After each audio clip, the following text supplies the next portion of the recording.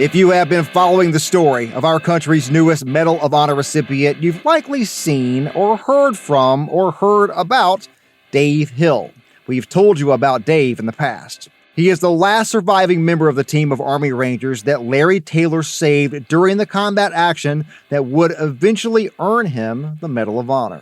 Dave Hill is also the person who started the effort to get Captain Taylor's Silver Star upgraded.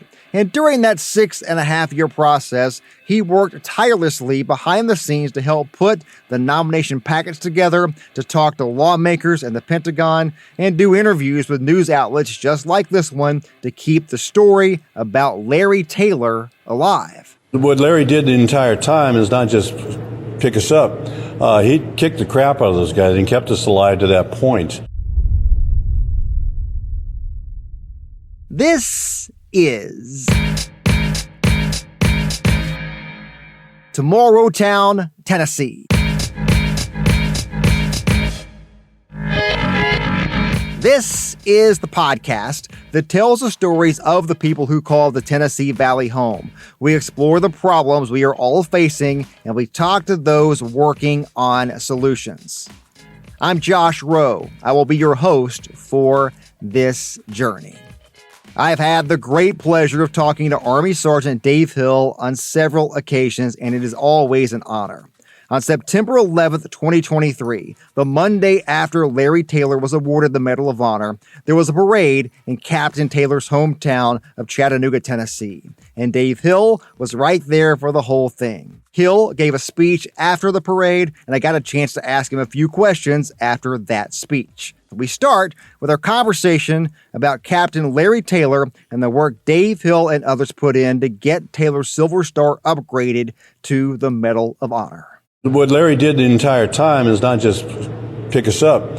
He kicked the crap out of those guys and kept us alive to that point. And if you don't at least try to complete your mission, then anything lost is in vain. So that's what, to me, it's for a commander. And he was the on-scene commander that night. You really got to handle both the mission and getting your people out of there. So it got to the point where I said, well, we're running out of ammunition, we're running out of rockets, I got no offensive power, so we got to do something else. Obviously, we're not going to prevail in this field of battle, so let's live to fight again at a different time. And so that's the route he took. So I can't win here, but we can get him out of here. I don't know how yet, but I'll figure it out. I've probably got 10 or 15 seconds to create a way to do that. He really did it literally on the fly. Yeah. I know this past week has been about Captain Taylor, but you have had a chance to speak at the Hall of Heroes, to speak to Chattanooga today, to see your friend. You started this back years ago, and you saw this through here. What has all this been like for you personally to not only see it, but also be such a big part of it? Well, it's been tremendous. And Mike Holden and I, back there working with the Army team, they normally have 60 days to put a Medal of Honor thing together. They had less than 30. And they're very small, and they're very elite, and they're very experienced. They do a great job, but they needed reinforcements. And that's where Mike and I provided.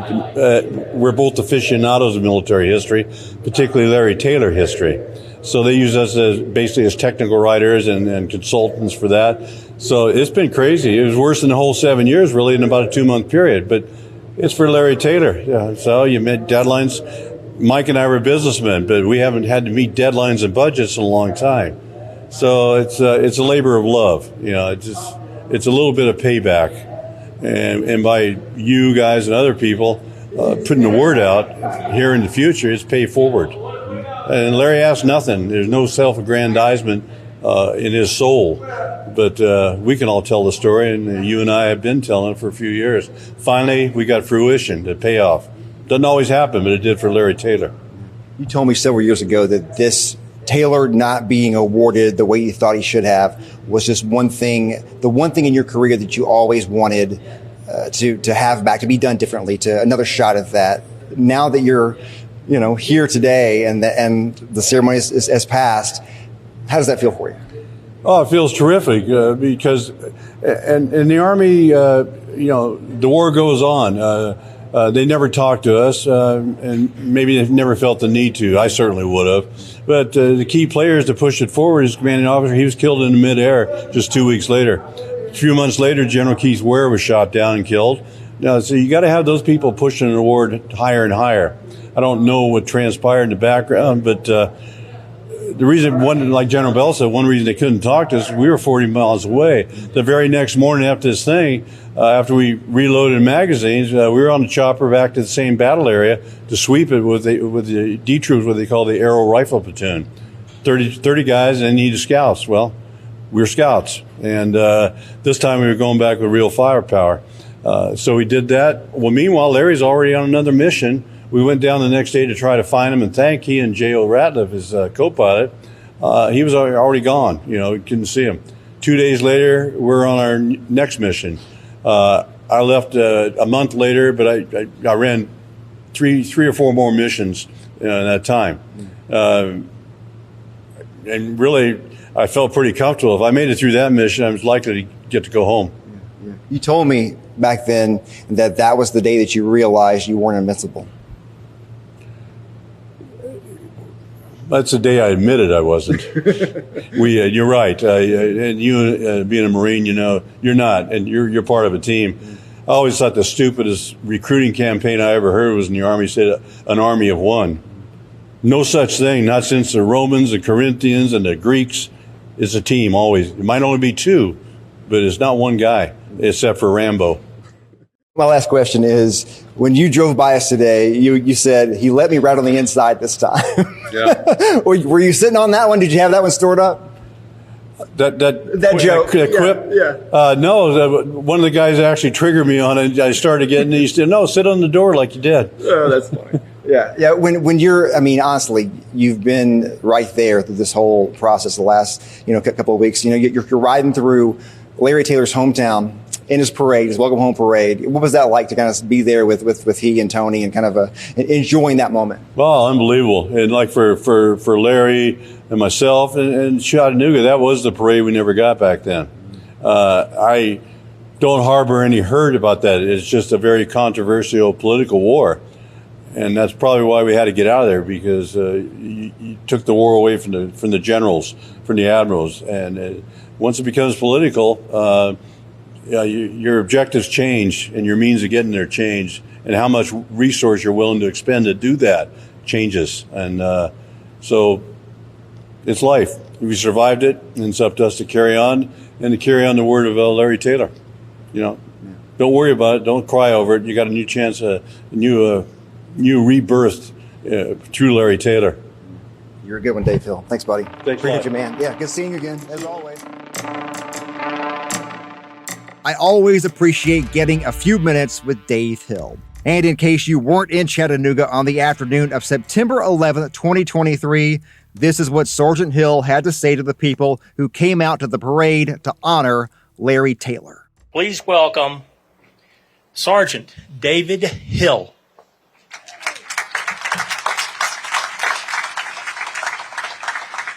Ladies and gentlemen, thank you for turning out today.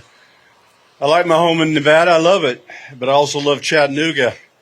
I was drafted by Charlie Hobbs and the boys into 203, and it's an honor. Generally, every senior commander issues what they call the sense of the commander. So if subordinate leaders are cut off, they have no communications, or they're sporadic, or the tempo of the battle is just too fast for command and control from the rear. It's got to be done from the man who's at the sharpest point of the spear. That is your company level commanders on up. The inspiration for that and education for that starts someplace like West Point. In Larry's case, it started at University of Tennessee, ROTC program. But I'm reminded of General Douglas MacArthur's, one of the few generals of the Army, and he made his farewell speech to the cadets at West Point for the last time. His words were simple. They were straightforward. They were American. He said, one thing you remember when you do your duties and when you leave this earth: duty, honor, country. Larry Taylor lived by that message. If I might show a little pride, the fact that I too am a member, like Larry, of an alum, I'll call it, of the Big Red One. We used to say, if you got to be one, be a big red one. Master Sergeant Petrie reminded me of our conversation in Washington, D.C., and he, like a lot of others, asked us, well, just exactly how did you hold on to Larry's ship? You know, what'd you do? How'd you grab it? And I said, well, firstly, very tightly. There is no doubt somewhere in the inventory, if it's still flying, a AH-1G Cobra helicopter with 4 distinct sets of fingerprints in the aluminum. So those are ours, and we'll take no credit for them unless they match them to our current fingerprints. For the Big Red One, starting World War I in the trenches, ending most recently in the Korengal Valley or the Hindu Kush of Afghanistan, the Big Red One was always the first. As Stephen Ambrose says, of course, they're the first. They're always there with the most when it's most needed. When we arrived in Vietnam, our base camp at Zion, which is 2nd Brigade headquarters, of which Mike Holden was a member at the same time as Larry and I. He was in the infantry. He had the tough job. We get in every few days, not him. So a tribute to line infantry. Those are the backbone of any infantry division. We walked under a archway made out of white paint. We didn't know it at the time, but we would have to live by that ethos. And these are the guidelines, I think, for every 1st Division soldier, is a guiding light, what you look to, particularly when the things are tough and things are going south on you. And your plan has fallen apart, as they often do with the very first bullet that is fired. And it read, no mission too difficult, no sacrifice too great. Duty first. Quite clear, quite simple. Larry Taylor had his own motto, leave no man behind. And he never did. For him, it meant don't leave him on the ground. And he got us out of there in a most unusual way. I'm sure you know that story. And I don't have time to tell it to you, but I sure would be glad to steer you on that. For Larry Taylor, when he found that he had no relieving fire team, 2 more Cobras to take his place so he could go refuel and come back into the fight, and he had no Huey to pick us up. There was no confusion, no lack of clarity. He knew what he was to do as a senior on-scene commander. There was never any question, never any hesitation, and never any regrets afterwards, regardless of any consequences. Simply, he would not leave our 4 Rangers, my 3 teammates and myself, on the ground, out of ammunition, with the enemy kept at bay only when he himself had ammunition, rockets, and miniguns. He just wouldn't do that. We started out as part of D Troop. We were one of them. They never figured we left, even though we moved to a different base camp.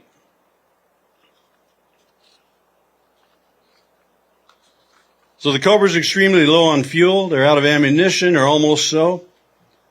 And we're still encircled. Well, there's guidance for that as well when things aren't working as you planned. And in the words of, at that time, Lieutenant Colonel Hal Moore, 1st Air Cavalry Division, 1st and 7th Cavalry, the namesake for Custer's cavalry, he said, I'm not going to be Custer. My men are not going to be Custer's men. And he said, for the commander, there is always one more thing you can do to alter the situation you're facing and turn it in your direction. And after that, one more thing. You never stopped thinking. He knew we were going to keep trying, and he'd do no less than to get us out of there somehow. Simple words, but meaningful words. No mission too difficult. No sacrifice too great. Duty first. That's all the general guidance one needs.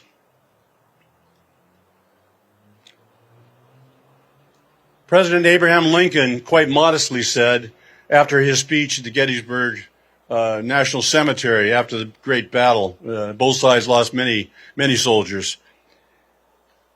He started off and said, the world will little note nor long remember our words spoken here today. He was, of course, wrong about that. We all learned about that in school, and still should. But for Larry Taylor and what he did and the action he undertook and successfully carried off in 18 June 1968, we ought to put the reciprocal on that. In the case of Larry Taylor, collectively, as a troop commander, as a teacher, as a political officer, generally in your life and your neighbors, and talking to particularly raising your kids, raising your grandchildren. My 4-month-old grandson Teddy is here today with his dad Ian, who is a Navy veteran. But for Larry Taylor, let's do it this way.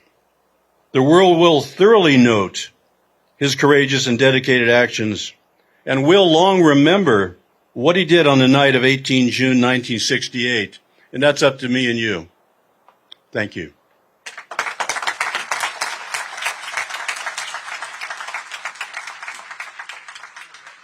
This is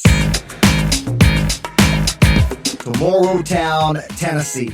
This podcast is a production of News Channel 9, Fox Chattanooga, and Sinclair Broadcast Group Chattanooga. Thank you for listening. We hope you join us again real soon.